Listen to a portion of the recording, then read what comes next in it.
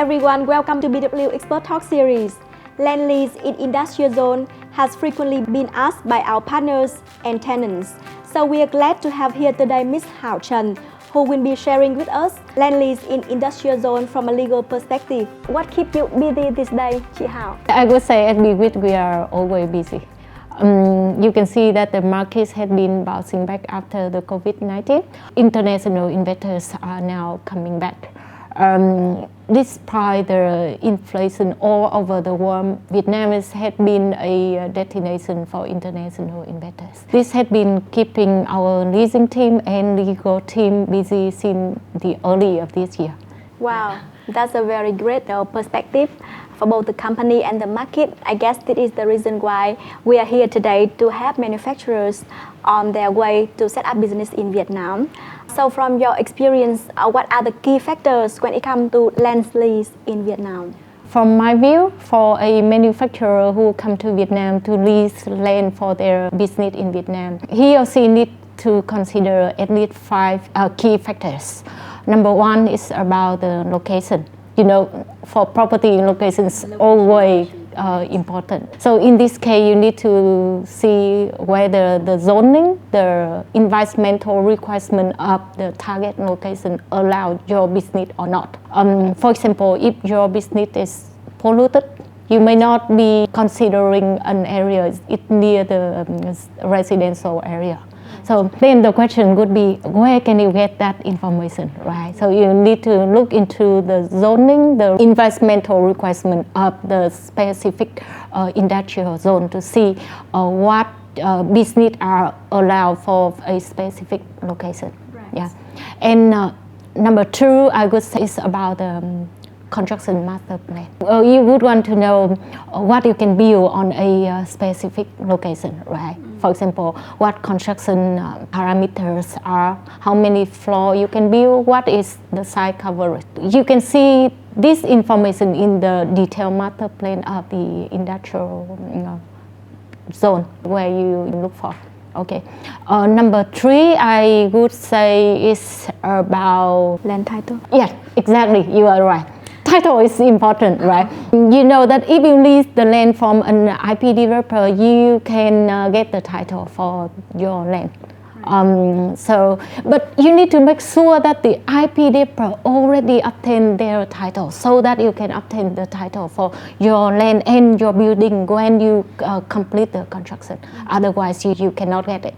So for some IP developer, they already obtained the title. If they haven't obtained the title yet, you need to make sure that they will obtain the title for their IP within a determined timeline. The fourth one is about the lease term, right?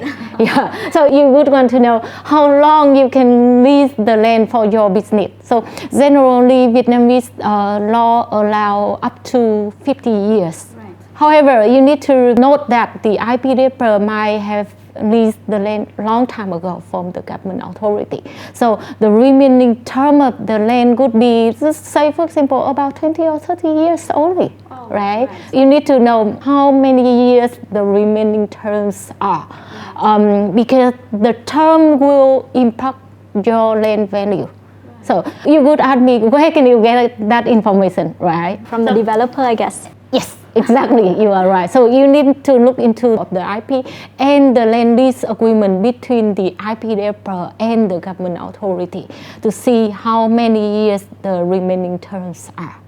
Okay, also important is about the rent payment, right? In Vietnam, we have 2 types of land lease. The first one is annual payment. The second one is upfront payment. So you would want to know that if the IP developer has been paying the rent to the government on an upfront basis. So if they already paid, then you can get the upfront land title for your land. And in that case, the land is considered your fixed asset, and you can use it to mortgage to a local bank for your financing, to get bank loan for your business here in Vietnam. For annual land, you cannot enjoy those kind of things. But everything goes with price, right? So annual rent, the price is much cheaper compared to upfront rent.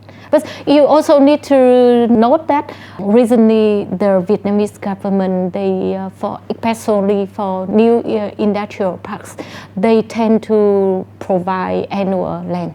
The upfront rent may not be available for new IP. Okay, so location, construction master plan, land right use certificate, payment term, and lease term, right? That's a lot to remember, I think. So actually, what is normally more time consuming, whether choosing a location or construction itself, or is it actually the licensing process? I don't think construction is the key issue here. The key challenging issue, I would say, is about the licensing. So to secure land plot for your factory, you need to sign a land reservation agreement with an IP developer.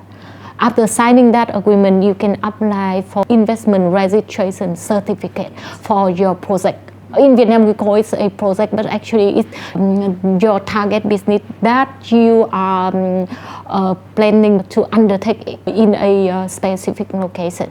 After that, you can establish your company in Vietnam. So this process normally is good take you from 6 to 12 months. Depending on how fast you negotiate with the IP developer and how fast you can complete your internal process and the licensing process as well. After that, you can start your pre-licensing works. So what does it mean? It means you need to apply for master plan, for FS, for environmental assessment approval, for design approval, construction permit, quite a lot of things. Right. Before you can start your construction. If you do it fast, it could be 6 or it's 9 or even more. So now you can see in total 12 plus 6 is 1 year and a half, right? Then you can start your construction. Construction, it depends. As I mentioned before, how fast it depends. It's up to you. After you complete the construction, then you cannot put into operation immediately. There's some additional works to certify that your construction has been completed and put into operation.